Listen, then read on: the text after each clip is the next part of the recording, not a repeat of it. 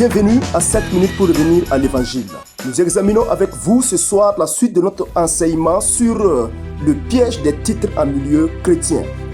Jésus n'a pas seulement mis en garde les leaders chrétiens sur la course au titre de docteur, mais aussi le fait d'exiger d'être appelé Père. Matthieu 23, verset 9. « Et n'appelez personne sur la terre votre Père, car un seul est votre Père, celui qui est dans les cieux. » Il est évident que Jésus n'interdit pas d'appeler nos parents père ou papa, car lui-même utilise l'expression « mon père » dans la parabole du fils prodigue.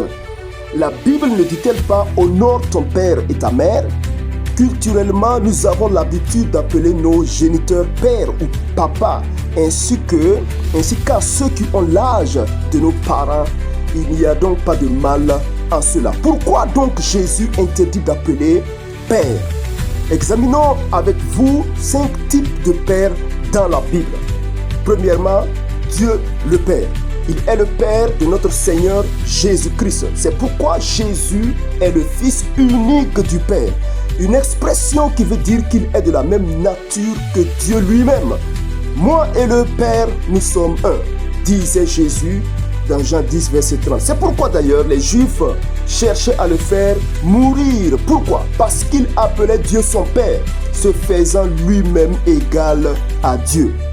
Dieu est aussi le Père des croyants. Alors que Jésus est le Fils unique du Père, les croyants sont eux des fils adoptifs du Père. Dieu nous a prédestinés à être des enfants d'adoption par Jésus. Éphésiens 1,5. Dieu a un seul fils unique, mais il a plusieurs fils adoptifs. Satan est aussi appelé Père. Jésus, s'adressant aux scribes et pharisiens incrédules, disait « Vous avez pour père le diable ». Tous ceux qui ne sont pas nés de Dieu, devenus donc fils adoptifs du Père, sont qualifiés de fils du malin ou de Satan, en vertu de leur nature pécheresse. Troisièmement, ceux qui gagnent des âmes à Christ sont des pères pour leurs enfants spirituels. Ainsi, Paul, qui a conduit Timothée à Christ, est père. Il appelle Timothée mon enfant légitime en la foi. Aux Corinthiens, il leur disait: quand vous auriez 10 000 maîtres en Christ, vous n'avez cependant plusieurs pères, puisque c'est moi, Paul, qui vous a engendré en Jésus-Christ par l'évangile. Il s'agit là d'un rôle ponctuel d'évangélisation et non d'une position honorifique. Vous ne verrez nulle part dans la Bible Timothée ou les Corinthiens appeler Paul père ou papa, où Paul lui-même exigeait cette appellation. Quatrièmement, vous avez les pères biologiques. Appeler ses parents père ou papa est culturel dans nos sociétés. C'est aussi donc culturel d'appeler les personnes âgées père, papa ou maman. Jésus sur la croix n'a-t-il pas dit aux disciples Jean, voilà ta mère? Ainsi donc, la société ou dans l'église, c'est tout à fait respectueux d'appeler père ou mère, ou papa ou maman les personnes âgées en guise du respect et d'honneur, que de les appeler par leur nom propre. La Bible encourage d'honorer son père et sa mère. Cinquièmement, les pères de titre. C'est cela que Jésus condamne par des reproches aux pharisiens et en mettant en garde ses disciples dans Matthieu 9, 23. N'appelez personne sur la terre père. Le terme grec c'est pater, qui veut dire père biologique ou spirituel. Ce que Jésus interdit dans le passage à l'étude, c'est donner ce titre à un homme en tant qu'autorité spirituelle suprême. La traduction latine de père est papa ou pape, c'est la même chose. Ce que Jésus condamne ici, c'est le culte de la personnalité spirituelle, la dépendance spirituelle centrée sur un homme, l'usurpation de la place de Dieu et la recherche de titres glorieux. Jean Calvin disait à propos que ce que Jésus interdit ici, c'est l'arrogance de ceux qui veulent avoir une autorité spirituelle comparable à Dieu.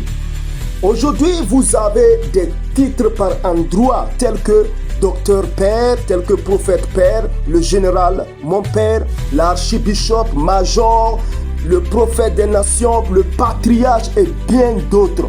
Un pasteur à peine sorti de l'école biblique est appelé papa et sa femme maman.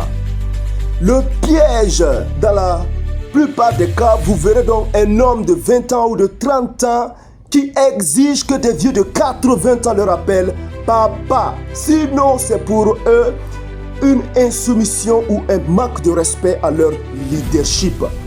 Le plus grand, selon la Bible, est celui qui est prêt à agir en serviteur. C'est du reste le titre le plus élevé que Dieu puisse donner à ceux qui le servent. Serviteur, doulos, qui veut dire simplement esclave. Et c'est le titre que portaient les apôtres. Paul, serviteur de Jésus-Christ, Romains 1:1. Simon-Pierre, serviteur de Jésus-Christ, 2 Pierre 1:1. En passant, Simon-Pierre s'appelait lui-même serviteur ou esclave de Jésus et non papa ou pape. En résumé, les personnes âgées, y compris le pasteur, son épouse, au regard de leur âge, peuvent être appelées père, papa, mère, maman, que ce soit au sein de l'église ou en dehors de l'église. C'est ce qu'il faut reconnaître pour les personnes d'un certain âge. C'est culturel. Mais quand papa devient un titre et maman devient un titre, ça pose un sérieux problème doctrinal. Demeurez bénis et restez connectés tous les lundis à partir de 19h pour des enseignements centrés sur la Bible. Shalom chez vous.